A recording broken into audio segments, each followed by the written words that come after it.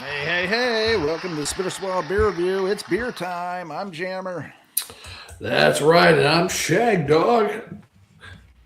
Jammer, we're both doing two different beers. Back to that again. I'm doing Sierra Nevada Spring Fest. It's a American IPA, 90 on Beer Advocate, 6% ABV. And what are you doing again? I'm not coming home for Christmas.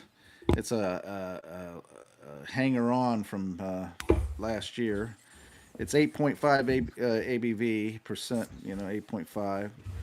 And it's double dry hop with a blend of Motica, Citra, and Idaho 7 hops for everybody out there. Oh, seven. It's a New England style or a hazy double Indian pale ale, known for juicy fruit rather than the intense bitterness. You remember that, Shagdog, right? The intense bitterness. No, the juicy fruit flavor forward. Oh, yeah. No score for yours on Beer Advocate. Does get a 4.1 rounded off on Untapped, and supposedly it's a 4.5% ABV. No, it is an actual 8.5. All right. Oh, yeah, that's what I meant. 8.5. I was testing you. Yeah. You want to go first? You want me? Yeah, just give me your snifferoni. You should have been doing it already. Oh, well, the color is very hazy yellow, going in almost like a burnt orange yellow type color. The head, frothy, fluffy, and very inviting. Looks like a little pillowy in there, little craters and little pillowy spots. Let me go ahead.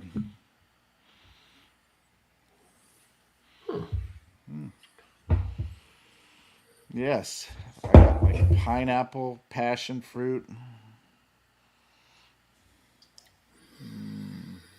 Man, that's weird.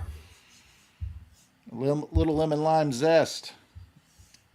Maybe a little grapefruit in the mix. Lime zest. Maybe a slight orange too.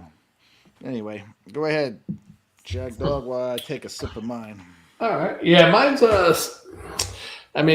slight cloudiness to it. I don't know if you can see that with the green screen, but it's weird on the color because it's kind of like a light yellow, but then depending on how it shows up in the light, a little bit of gold amber tint to it, but it's mostly like a yellow straw kind of with a light gold amber tint. And the head's retaining pretty well, 2 fingers. And on the nose, Jammer. Oh, shit. Fuck. Your nose is on the nose. Yeah, a little citrusy, slight piney. Maybe even a little grassiness in there. And I'm ready to drink. Go for it, my friend. Yeah, very juicy, nice. You can tell it's dry hopped, especially double. Very nice. Nice blend of that Citra and Motica and Idaho 7 hops. You know me, I'm a big Citra hops fan. I like them a lot, more than some varieties. Yeah. But yeah, I'm getting pineapple. I'm getting the lemon, kind of lime zest type. I'm getting a little slight passion fruit, maybe a little injection of orange, and then of course getting like a grapefruit bitter at the end. Not so much a pine, like some of these Indian pale ales have, because some have a pine flavor, a distinctive pine flavor or a pine grapefruit flavor. This is more of a grapefruit little finish. Not too aggressive, not overbearing, but just pretty smooth bitterness. Yeah, this one, Jammer, I didn't know the malts are Carapils, malted wheat, and Pilsner malts. Yeah. And then the hops are Centennial Lupulin, Citra Lupulin, and CTZ Lupulin, whatever that is. Good old lupulin. Lupulin. Yeah, lupulin. Shagdog, I don't know if I mentioned this earlier. This is made in North Haven, Connecticut by Evil Twin Brewing. Yes. I've had a beer or two by them before. Yeah. Overall, I have to say, very easygoing, non-aggressive. Jeez, a double Indian Pale Ale. I mean, how can you believe it? A smooth, easygoing double Indian Pale Ale, double dry hopped. 8.5. I can't even tell it.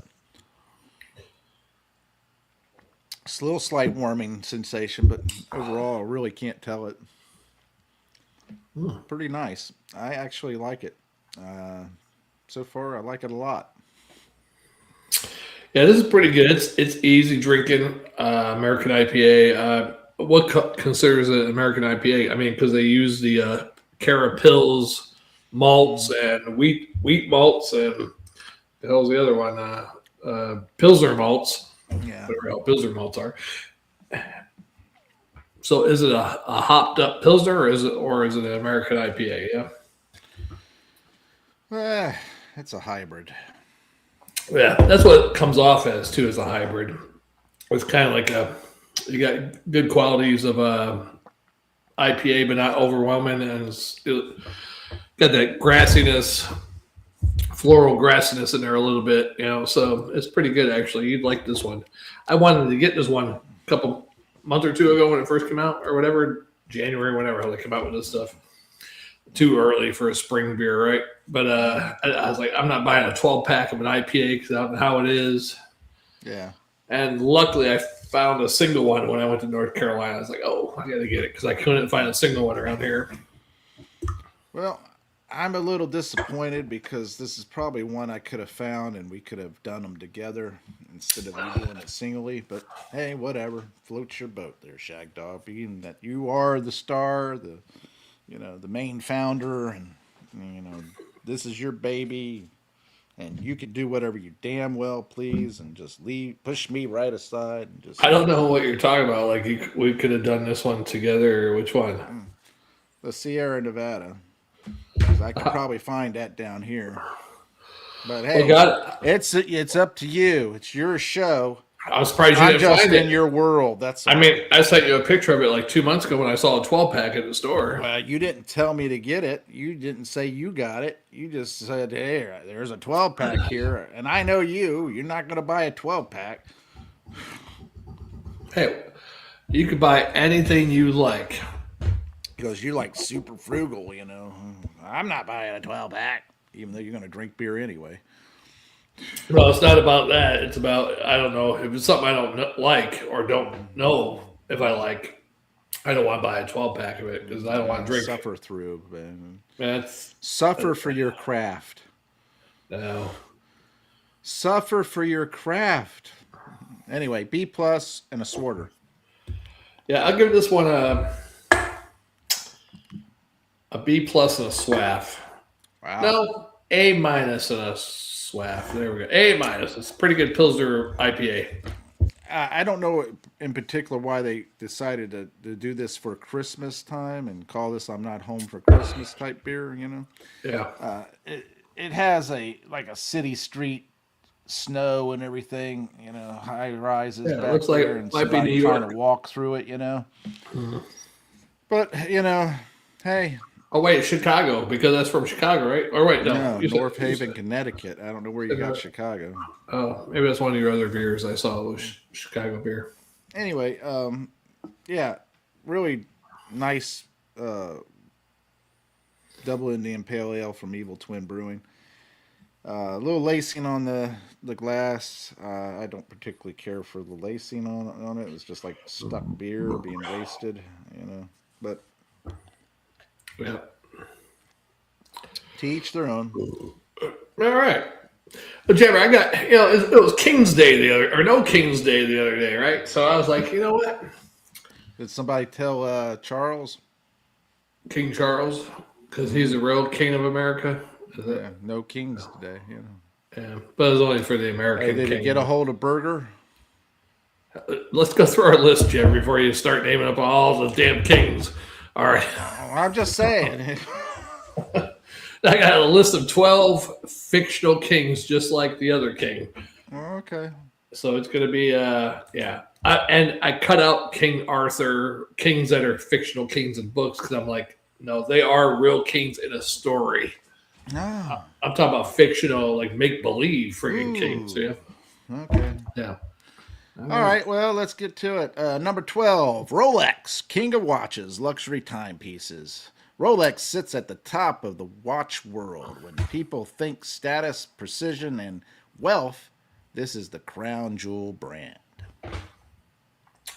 That's right, Jabber. And number 11, LeBron James, King James. You know, one of the greatest ever. I don't think so. Michael Jordan. LeBron earned the King nickname by dominating multiple eras and rewriting NBA history. There's another guy, I forget his name, that broke Jordan's record here recently. Was it most points in the game, or was his nickname King? No. Well, then let's get on to the next one. Sorry. Number 10, as I spoke earlier, the king of Burger King. The king. Fast food burgers. They built an empire on the crown. Bold marketing, flame grilled burgers, and a mascot that you don't want to forget. A massive cock.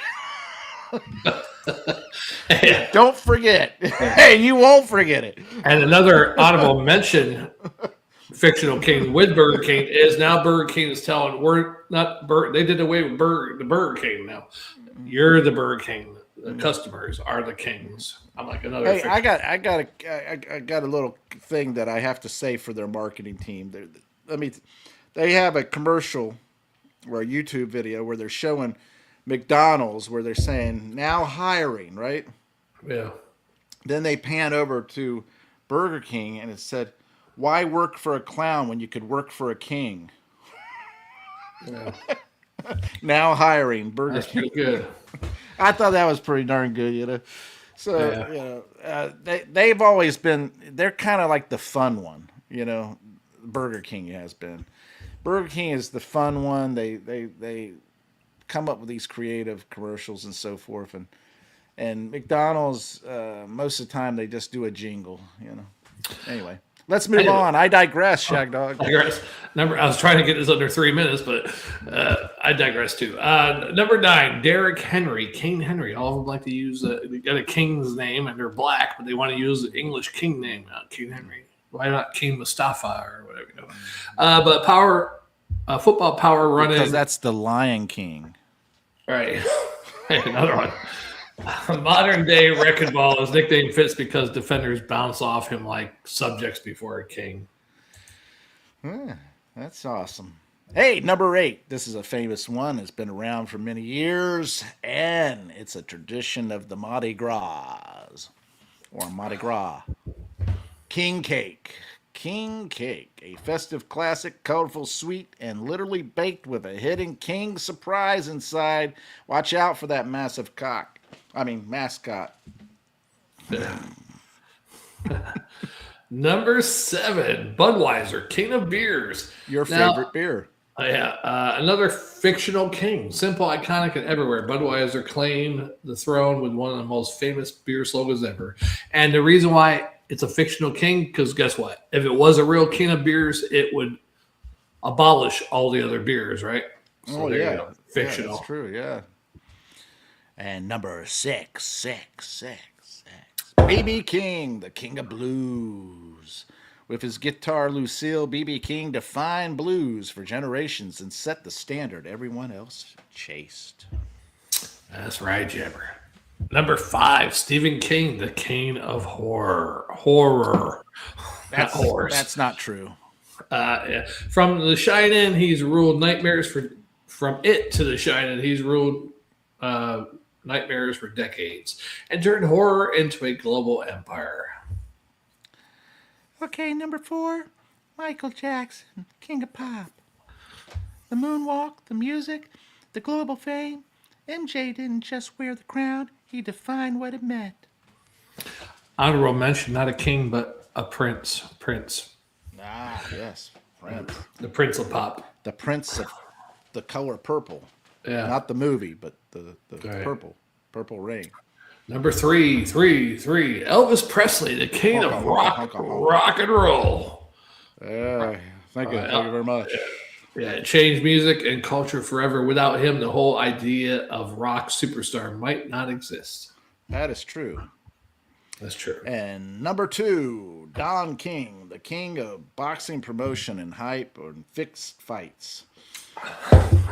He wasn't a fighter. He was the show, turning boxing into a must-see event with pure chaos charisma.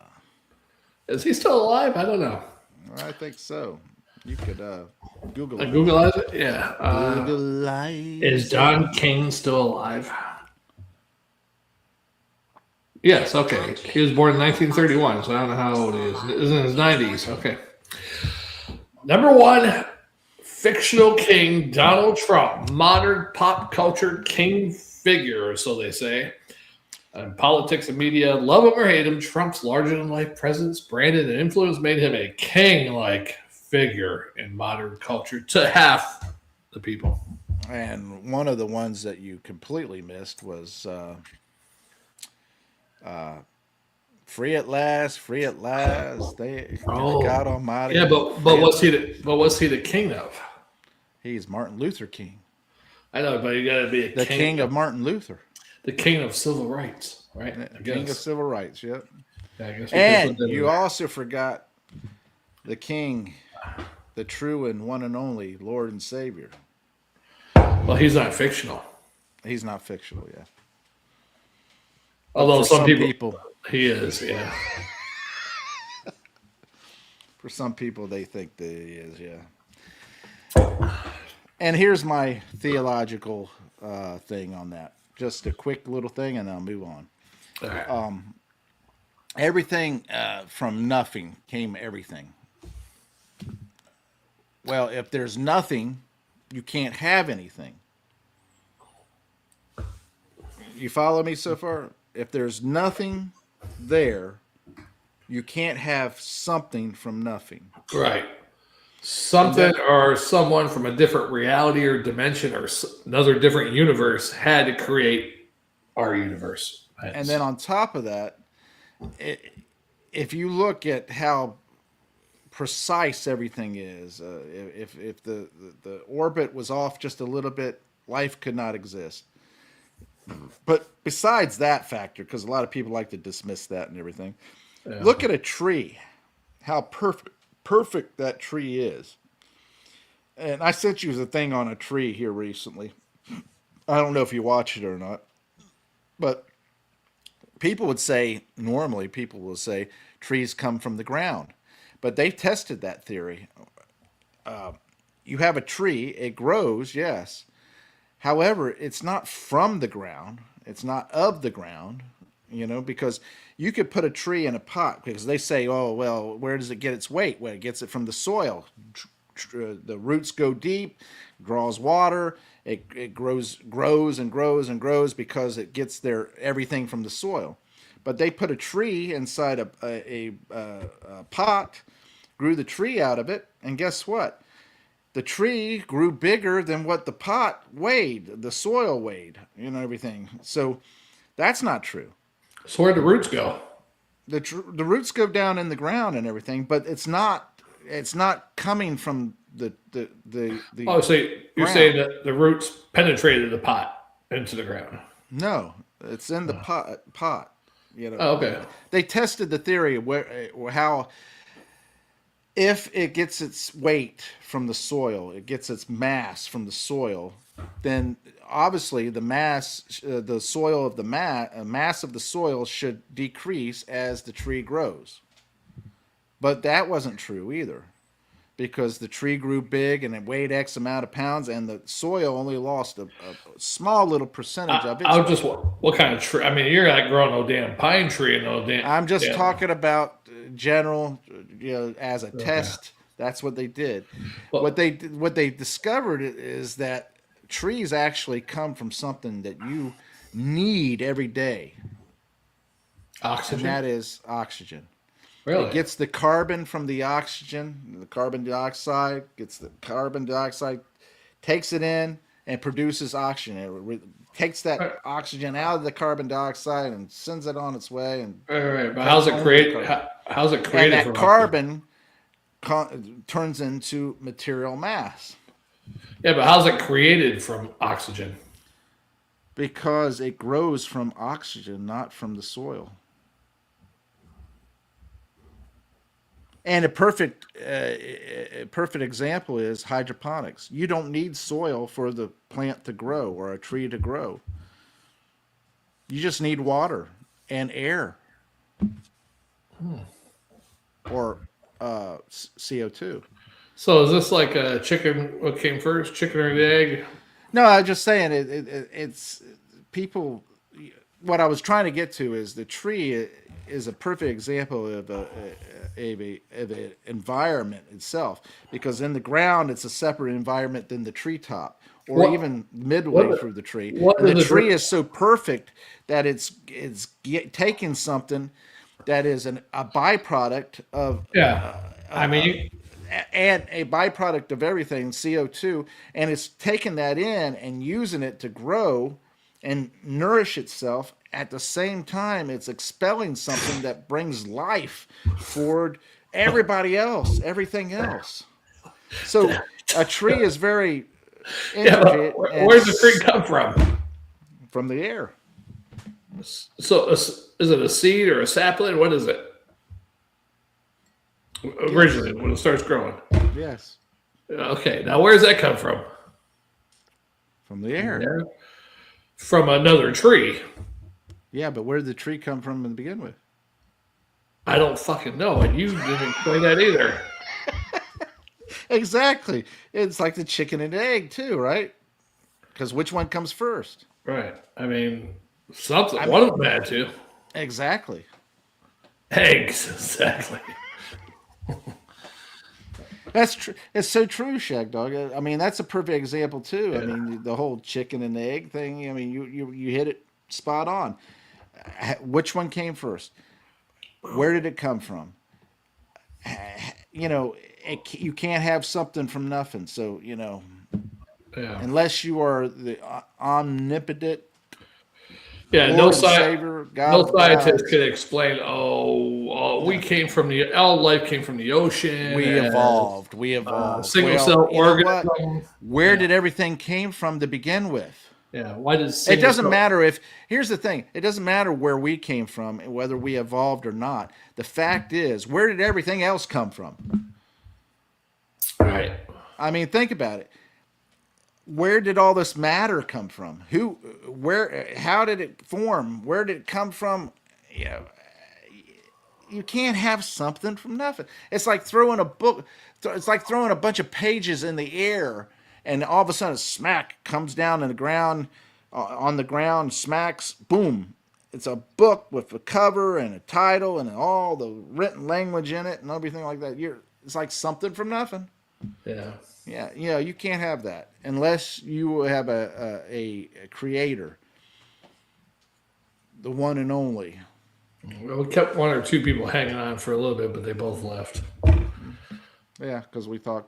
Yeah, they're like, "What the hell is this guy talking about?" Yeah, they're not talking The about beer. fucking They're talking about. So trees. where did the beer come from? Did the can come first, or did the beer? Oh, the can came first. Wouldn't you Then need again, the beer before you got the can, well, we don't know what came first because it depends on when the can was made or the bottle? I at mean, the can factory. or the keg. Anyway, I digress. I digress. All right. Let's get to the You next caused one. me to drag that on way too long. Yeah. I mean, I like that. I like that thinking, Jammer. But if you don't have an answer to it all, why boggle I my can't mind? give the answers that only God has. Why boggle my mind for 15 minutes? I didn't. It was only about 2 or 3. I know it felt like 15 minutes for you. All right, on to the next one. We got plenty more beers to do.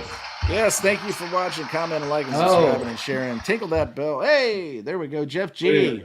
FG, who created the creator? I know, that's our trap. That's exactly it. You know, Somebody from another universe. He's an AI too. The guy that created us is AI. The guy that created him was AI. Who created 10,000 other creators? You know, there you go.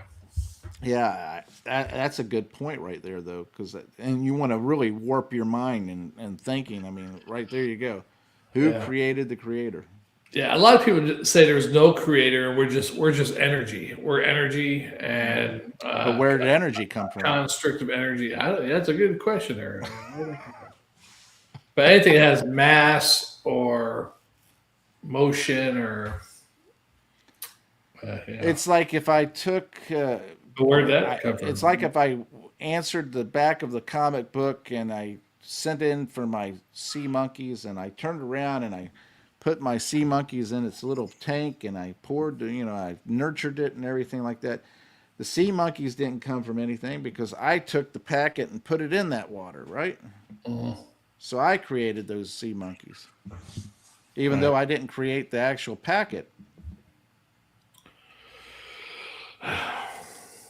Yeah, mind blown.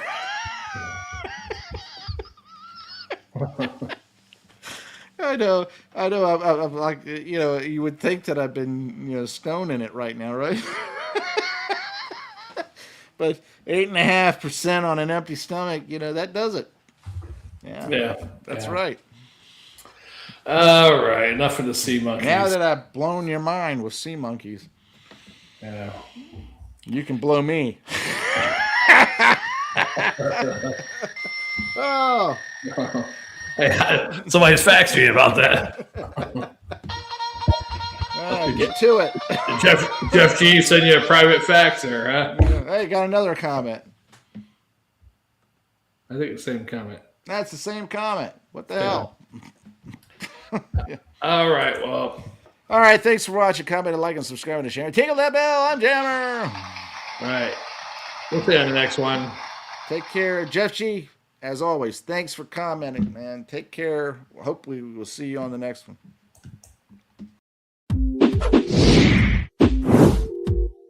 Hey, join Shagdog and Jammer on the Spring Fest IPA review.